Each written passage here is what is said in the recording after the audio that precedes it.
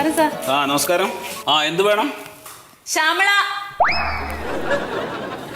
പേര് ചോദിച്ചില്ല. OP time കഴിഞ്ഞു, നാളെ വാട്ടോ.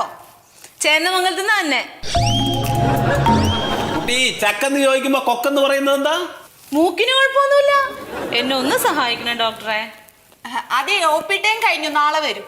ഇല്ല മാഡം, 11ാമത്തെ വയസ്സിലൊരു ചെവിയിലൊരു വണ്ട് കയറിപ്പോയതാ. അതിനു മുമ്പ് ഒരു കുഴപ്പമുണ്ടായിരുന്നില്ല. 11ാമത്തെ വയസ്സിൽ കയറിയ വണ്ടാണെങ്കിലേ അത് ചെവിയുടെ ഉള്ളിൽ പെറ്റി പെരുകിട്ട് ഒരുപാടായി കാണും. ഇത് നമുക്ക് സർജറി നടത്തണം.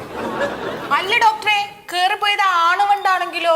മുട്ടയിടുന്ന ആൺവണ്ടുകളുണ്ട്. ഉണ്ടോ? ഓ പിന്നില്ലേ. എന്നാ സർജറി നടത്തണം.